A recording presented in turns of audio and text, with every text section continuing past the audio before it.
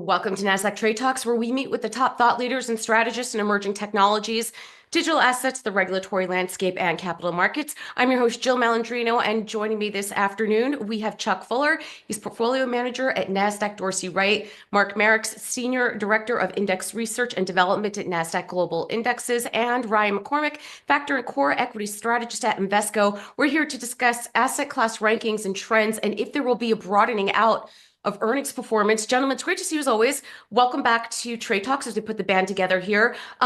Chuck, the story of 2024, if I remember correctly, every single month, equities for the most part was number one in asset class rankings. Yeah. Yeah, that's exactly right. And really, even though, the market has pulled back a little bit, over the last month, we haven't seen any changes there. It's still at number one. The market's up a little bit, for the start of the year, but the trend is definitely still intact. The one thing that we're kind of seeing right now that's giving us a little bit of pause is that we're seeing this kind of divergence take place in the market right now, where the market's not too far away from highs, maybe about 2.5% after yesterday, and but the average stock in the S&P 500 is actually about 15% off the high. And so usually when you see that kind of thing happen, either one of two things happen. Either the average stock catches up eventually, or the overall market comes down to kind of meet the average stock. And so that's kind of one of the things we're looking at right now. It doesn't mean that we're going into a bear market necessarily, but whenever you're in a bull market, a lot of times you can take some deeper drawdowns, like in the 15 to 20% range. And that's kind of the thing that can happen after you see this kind of divergence. So definitely have our eyes on that. Right. So, Mark, when we think about going into earnings here, and the story has been in 2024, and really to kick off 2025, is the handful of stocks that have been leading the way as far as indexes are related with, the Nasdaq 100, of course, the S&P as well. Do you expect to see some broadening out in the performance of those Nasdaq 100 names?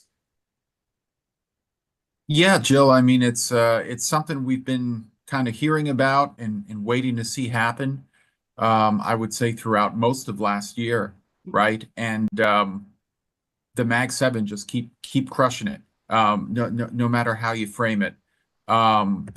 The growth that we are seeing for that group of stocks heading into the fourth quarter of 2024 in terms of earnings growth is over 30% year over year, which is just astounding when you think about the fact that all of these companies are over $1 trillion of market cap already. And as a group, they're giving you something like 30 to 35% year over year earnings growth. Now, they are projected to decelerate in 2025, maybe closer to about 20%. And at least from what we're seeing, yeah, that 20% is about the average rate of earnings growth that we expect to see for the index as a whole. So not necessarily a ton of catch-up to expect in 2025, but certainly a leveling out of the playing field where maybe the Mag 7 aren't going to be leading and driving everything else higher like they have been the last couple of years. So maybe we do see a bit of a catch-up in performance with some of the smaller names across the Nasdaq 100. Right. And Ryan, this is something that was a common theme at CES, which we just all returned from, where it's about ROI with all the AI investment that has gone into these companies that have been leading the way or the products that they're leading with. And I think we're starting to recognize that almost every industry, or every industry for the matter, is somewhat of a tech company because of this massive transformation that we're seeing going on here. And I think as the marketplace starts to recognize that, maybe that could be a tailwind for, other sectors within the index. This sort of initial AI euphoria, right, kind of centered around a handful of stocks. And, it's not only a broadening out in terms of market breadth, but just a broadening out of who has, kind of the most robust exposure to AI, or who can utilize it, who can transform their business using it, and how does that show up in the business results. But I think when you look at Mark's comments around earnings, I mean, they're, massive numbers for the likes of NVIDIA and the Broadcom. The Taiwan Semi's recent earnings announcement, where they beat forecasts on both the sales and earnings side. they're citing strong and continued AI demand from a lot of these players. So, I think, while we could see a pause here, I think when you start to look a little further out and we get back to the ROI story, it doesn't seem like the AI theme is going anywhere anytime soon. Yeah, I would agree with you there as well. Chuck, outside of equities, any movement that stands out among the rankings that you want to call out?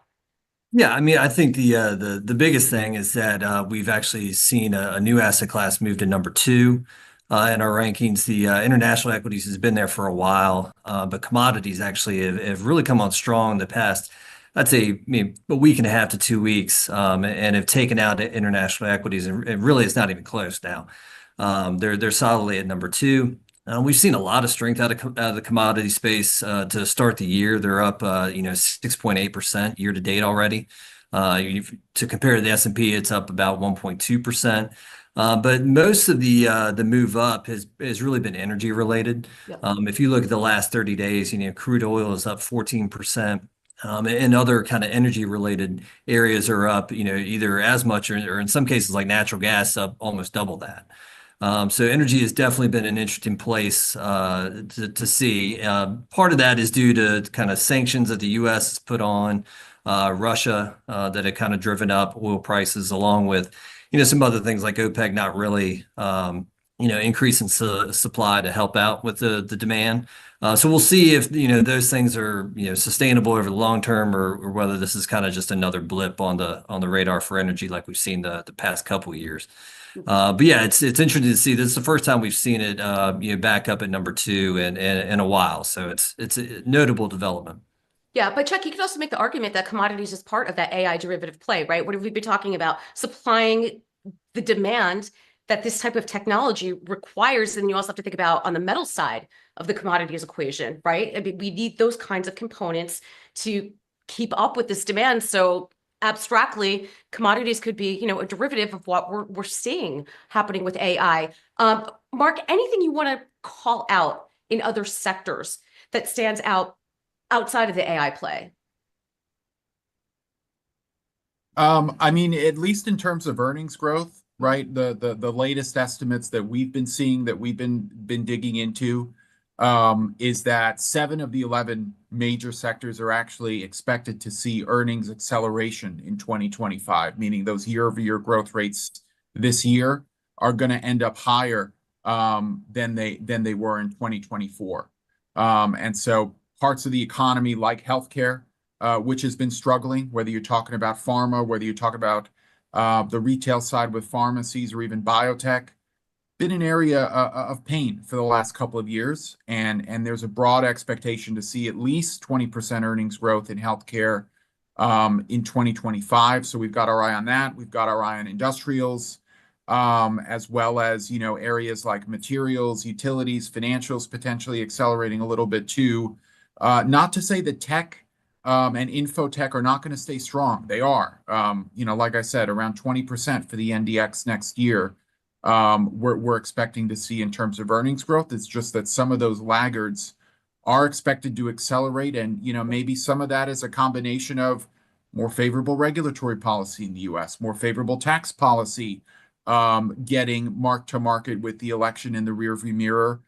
Certainly no tax hikes, I think, is the consensus view, versus maybe before the election there was a chance that some of the tax cuts would expire this year. So I think that's all broadly supportive. And I think, again, as Ryan alluded to with AI, there's going to be a vast spectrum of companies and sectors adopting some of these AI tools at different rates. The thing that we saw up close and personal at CES was some of those demonstrations of new AI products and services that are coming to market. And so we're moving from, generative AI, which was the big hit in 2023 and 2024, to maybe this year and next year being the next phase of AI, which is agentic AI, and then beyond that, physical AI. Those different stages and phases of AI are going to impact different companies, different sectors at different levels. It depends what you're trying to automate, what you're trying to outsource Right. to some of these models. So it's a very interesting time. So Ryan, I'm taking a look at the holdings in the QQQJ, right? The next gen Nasdaq 100. I'm seeing a number of healthcare names, and regardless of performance, the M&A is expected to pick up there. I'm looking at some cybersecurity names, right? There's a number of alternative energy names in there as well. I think maybe we need to take a look at some of those.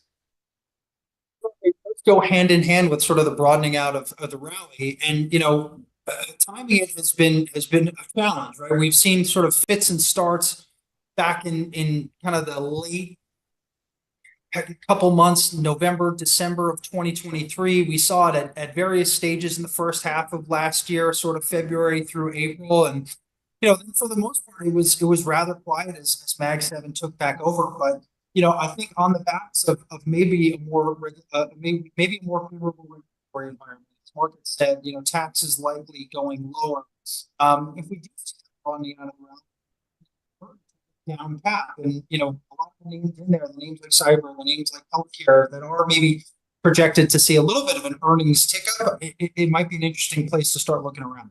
All right, appreciate the insight as always, gentlemen. Thanks for joining us on Trade Talks. I'm Jill Malandrino, Global Markets Reporter at Nasdaq.